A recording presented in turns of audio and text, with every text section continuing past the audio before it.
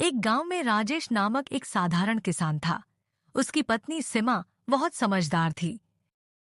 एक दिन राजेश और सीमा खेत में काम कर रहे होते हैं। अचानक बबलू नामक एक गांव का लड़का दौड़ता हुआ आता है। बबलू डरता हुआ बोलता है, चाचा, वो पुराने कुएं से अजीब आवाजें आ रही हैं, जैसे कोई मदद मांग रहा हो। अरे, उस कुएं को तो सालों पहले बंद कर दिया गया था। चलो देखते हैं। राजेश, सीमा और बबलू कुएं के पास जाते हैं। वहां कोई नजर नहीं आता, लेकिन गूंजती हुई एक आवाज आती है, मुझे आजाद करो, वरना सब खत्म हो जाएगा। सीमा घबराकर बोलती है, ये आवाज इंसानी नहीं लग रही, चलो यहाँ से।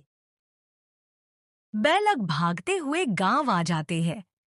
तभी दादी अम्मा सबको बताती हैं कि सालों पहले एक जादूगर कालनाग इसी गांव में रहता था। उसने अमर होने के लिए किसी इंसान की बलि देने की कोशिश की थी, पर गांव वालों ने उसे कुएं में कैद कर दिया। अगर किसी ने उसका नाम 3 बार लिया तो वह फिर लौट आएगा। बबलू मासूमियत से बोलता है, कालनाग, कालनाग, कालनाग। एक तेज आंधी चलती है, बिजली चमकती है। अब जादूगर कालनाग लौट आता है। हा हा हा, 100 साल की नींद के बाद अब समय है मेरी वापसी का। गांव में डर का माहौल। गांव में अजीब घटनाएं होने लगती हैं। गायें दूध देना बंद कर देती हैं, बच्चे बीमार पड़ते हैं और लोग अंधेरे में आवाजें सुनते हैं।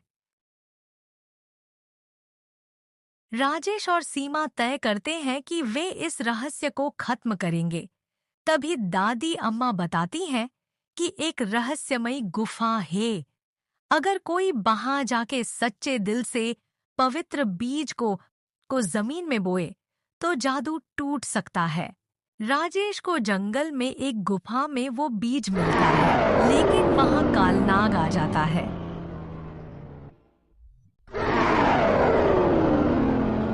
कालनाग हंसते हुए बोलता है, अब तुम भी यहीं कैद हो जाओगे।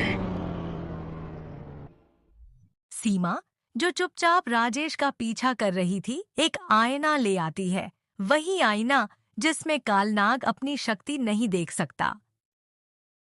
वो जादूगर को धोखे से आईने में दिखाती है और वो अपनी शक्ति खो देता है। राजेश जल्दी से पवित्र बीज बो देता है। जैसे ही राजेश पवित्र बीज को बोने वाला होता है, कालनाग जमीन फाड़कर एक विशाल सांप में बदल जाता है। उसकी आंखें जल रही होती हैं और जहर से भरी आवाज गूंजती है, कोई मुझे नहीं हरा सकता, मैं अमर हूँ। तभी सीमा हाथ में जलता हुआ दीपक लेकर आती है। तेरी अमरता झूठी है कालनाग, लेकिन हमारा प्यार और विश्वास सच्चा है। दीपक को पवित्र बीज के पास रखती है। दीपक की लौ बीज को छूते ही बीज से एक स्वर्णिम वृक्ष निकलता है, जिसकी शाखाएं बिजली की तरह कालनाग को पकड़ लेती हैं। कालनाग चिल्लाते हुए कहता है, नहीं, यह संभव नहीं, मैं फिर लौटूंगा। जोरदार विस्फोट होता है। कालनाग राख बन जाता है।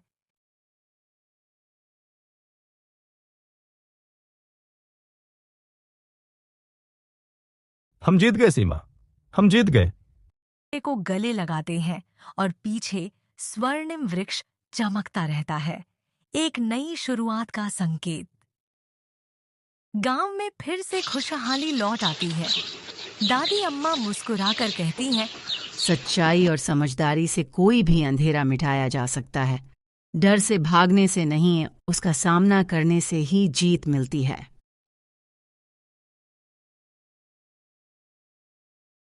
अगर आप लोगों को हमारे वीडियो पसंद आया है तो please like, share and subscribe to our channel.